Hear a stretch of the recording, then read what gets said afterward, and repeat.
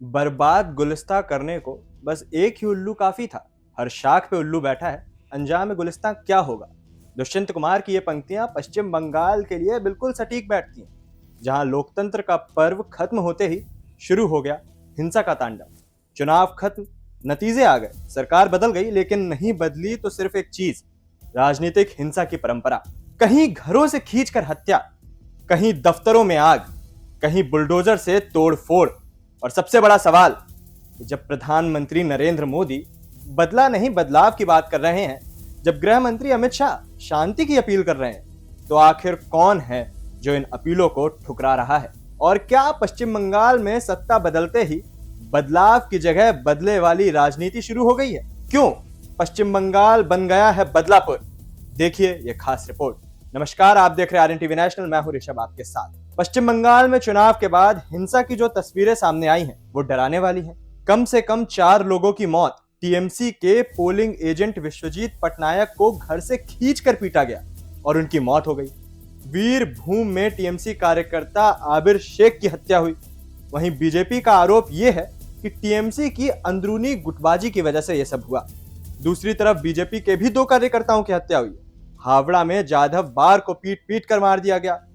राजारहाट में मधु मंडल की हत्या हुई। यानी हिंसा एक तरफा नहीं थी, दोनों तरफ से खून बह रहा है और आरोप भी। 5 तारीख की रात कोलकाता के न्यू मार्केट इलाके में भीड़ बुलडोजर लेकर पहुंच गई। ये कोई सरकारी कार्रवाई नहीं थी, बल्कि भीड़ खुद कानून बन बैठी थी। टीएमसी के दफ्तर तोड़े गए, कई जगह आगजनी हुई, दुकानें बंद की गईं और डर का माहौल बनाया गया। आसनसोल से लेकर कई जिलों तक तृणमूल कांग्रेस के दफ्तरों को निशाना बनाया गया। पुलिस ने 200 से ज्यादा लोगों को गिरफ्तार किया, लेकिन सवाल वही है, जब सीएपीएफ मौजूद थी तो हिंसा कैसे हुई? 6 मई की रात नॉर्थ 24 परगना के मध्य ग्राम में शुभेंदु अधिकारी के करीबी चंद्रनाथ रथ की गोली मारकर हत्या कर दी गई। बताया जा रहा है कि ऑस्ट्रिया में बनी ग्लॉक पिस्टल से 3 गोलियां मारी गईं। कार के नंबर प्लेट से छेड़छाड़ पहले से कर रखी थी। बीजेपी का आरोप है कि इसके पीछे टीएमसी का हाथ है। वहीं टीएमसी ने मांग की है कि सीबीआई जांच हो, वो भी कोर्ट की निगरानी में। दोनों तरफ से आरोप लग रहे हैं, लेकिन सच्चाई अब भी जांच के घेरे में है। इस हिंसा की सबसे खतरनाक तस्वीर भीड़ का उन्माद है। कहीं ममता बनर्जी के रूप में लोगों को बांधकर घसीटा गया, कहीं धार्मिक नारे लगाकर डराया गया। और सवाल यही है कि क्या ये सिर्फ राजनीतिक हिंसा है या समाज में बढ़ती नफरत का विस्फोट?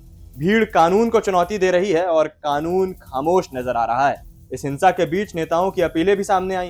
प्रधानमंत्री नरेंद्र मोदी ने कहा, बदला नहीं बदलाव चाहिए। अमित शाह ने पहले ही ऐलान किया था कि 60 दिन तक केंद्रीय बल तैनात रहेंगे। बीजेपी नेताओं ने भी अपने कार्यकर्ताओं को चेताया, टीएमसी जैसा व्यवहार मत करो, अगर कोई हिंसा करेगा पार्टी से निकाला जाएगा।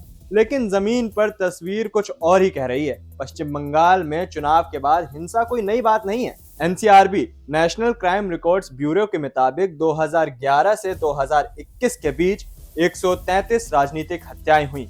बीजेपी का दावा 2016, 2019, 2021 और 24 मिलाकर 300 से ज्यादा लोग मारे गए। सिर्फ 2021 में नतीजों के 2 दिन के अंदर 18 हत्याएं हुई। यानी सरकारें बदलती हैं, पार्टियां बदलती हैं, लेकिन हिंसा का पैटर्न वही रहता है। पश्चिम बंगाल, जहां लोकतंत्र की जीत के साथ इंसानियत हारती नजर आ रही है, जहां जश्न की जगह हिंसा ने ले ली है, जहां जीत का मतलब विकास नहीं बल्कि बदले की भावना बनता जा रहा है। सबसे बड़ा सवाल वहां यही है कि क्या बंगाल कभी इस हिंसक राजनीति से बाहर निकल पाएगा, या हर चुनाव के बाद यही खून खराबा उसकी पहचान बना रहेगा? क्योंकि लोकतंत्र में असली जीत वोट से नहीं, शांति से तय होती है। नमस्कार।